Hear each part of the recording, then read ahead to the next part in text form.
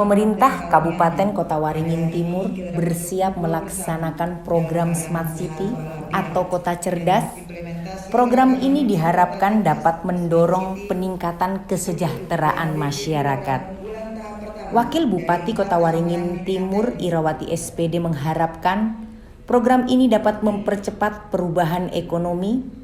Dengan program ini diharapkan pembangunan di Kota Waringin Timur juga berkelanjutan. Baik itu terkait infrastruktur dan tata ruang yang berkualitas, jaminan pendidikan, kesehatan dan sosial budaya, reformasi birokrasi yang efektif dan efisien, serta partisipasi dan kolaborasi dalam pembangunan yang dapat dirasakan langsung oleh masyarakat. Harapan itu disampaikan Irawati saat membuka bimbingan teknis penyusunan Master Plan Kota Cerdas atau Smart City dan Quick Win program unggulan Kabupaten Kota Waringin Timur. Kegiatan dilaksanakan selama 2 hari, diikuti semua pemangku kepentingan terkait program tersebut.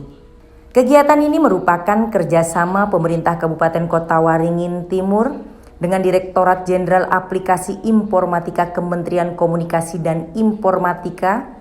Ada 3 narasumber yang dihadirkan. Mereka dari Kementerian Komunikasi dan Informatika yaitu Wing Wahyu Winarno, Edo Rifki Brilianto, dan Muhammad Fahru Rozi. Seperti diketahui, Kota Waringin Timur merupakan satu dari 50 daerah di Indonesia yang ditetapkan masuk program Smart City. Program ini sebagai tindak lanjut nota kesepahaman antara pemerintah Kabupaten Kota Waringin Timur dengan Direktorat Jenderal Aplikasi Informatika pada tanggal 21 April 2022 lalu. Kegiatan ini adalah sebuah rentetan program yang sudah memang direncanakan. Jadi pendampingan ini adalah hasil dari proses asesmen Kabupaten Kota Waringin Timur pada tahun 2021 yang tadi diumumkan suratnya tanggal 3 tapi sampai ke kami tanggal 6 Januari bahwa salah satu dari 50 kabupaten kota se-Indonesia untuk periode ini kita mendapatkan pendampingan untuk penyusunan master plan Smart City dan Quick Win program unggulan. Kegiatan ini akan dilakukan selama 4 bulan berturut-turut. Jadi tim itu akan 4 kali datang ke Kotin, ke Sampit, di mana di antara jeda itu nanti masing-masing dimensi Smart City yang ada 6 itu akan berkolaborasi. Diawali dengan memang memapping daerah, jadi kita mapping dulu daerah, apa kekurangan, apa kelebihan, apa peluang, ada apapun yang ada di daerah untuk sebagai bahan agar mendesainnya lebih bagus. Program unggulannya belum. Nanti setelah kita proses tahap 1, nanti di bulan Oktober nanti akan kita luncurkan. Ini tim pelaksana dan Dewan Smart City. Kalau Dewan Smart City lebih kepada proses input ke kita, ke tim pelaksana. Jadi tim pelaksana nanti yang mengolah. Tim pelaksana ini terdiri dari pejabat eselon 3 dan 4 pilihan, di mana mereka memang punya kompetensi dan kapabilitas untuk menyusun master plan. Harapannya Pak, kegiatan ini? Ya mudah-mudahan berjalan dengan lancar. Yang pertama, yang periode ke-1, ke-2, ke-3, dan ke-4. Mudah-mudahan tidak banyak hambatan, dimudahkan dalam pelaksanaan, dan dengan teknologi sekarang dimudahkanlah dalam berproses berkolaborasi. Dia akan memberi warna dalam proses pembangunan. Jadi pembangunan di Kabupaten Kota Waringin Timur bukan hanya dipengaruhi oleh kondisi local wisdom, tapi juga dipengaruhi oleh inisiasi-inisiasi baru yang berharap kegiatan ini dapat berkontribusi dalam menentukan program dan kegiatan yang cerdas ya, dan berkelanjutan. Jadi bukan hanya cerdas tapi tidak berkelanjutan, berkelanjutan. Jadi kalau membuat sebuah kegiatan sekarang harus menganut pada konsep-konsep smart cerdas. Nanti kita akan panggil. Oh, kalau jaringan telekomunikasi tadi sudah kita sampaikan juga dengan Pak Bupati, Bu Wakil, bahwa kita sejak tahun 2020 sampai dengan sekarang sudah ada 22 menara yang berdiri dan segmentednya berada di wilayah utara.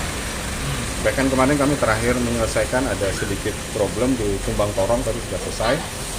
Bahkan yang kami tunggu sebenarnya ada sebuah inovasi baru, menara dengan menggunakan solar cell. Jadi karena di situ tidak tersedia listrik, dia dibangun dengan dibantu solar cell. Tenaga surya ya. Ya, ini masih on progress, kami masih menunggu kabar dari para operatornya. Apa itu? Targetnya juga semua bisa nggak clear itu sampai tahun berapa? 2023. Mudah-mudahan ya. Pak, salah satu keuntungannya tadi kan dalam penyusunan APBD dari Pak ini dipermudah apa aja inovasi. Jadi sebenarnya begini, kita bikin sebuah kegiatan contoh sosialisasi. Sosialisasi itu tadi bentuknya tidak satu arah, tapi bisa dibentuk dalam bentuk-bentuk lain.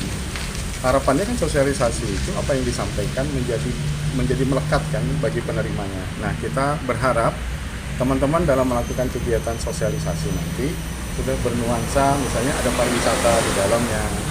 Seperti kita contoh di Banyuwangi gitu ya. Mereka kegiatan sosialisasi tapi dengan kegiatan konsep pariwisata. Dengan tarian, dengan apa, untuk menyampaikan pesan-pesan pemerintah untuk proses pembangunan. Nah, Berarti tidak ada program yang terulang Pak ya dengan harapan kita gitu, kalaupun terulang tapi karena dimensi lain gitu ya. Tapi kita berharap sekali selesai berikutnya bisa jalan lagi.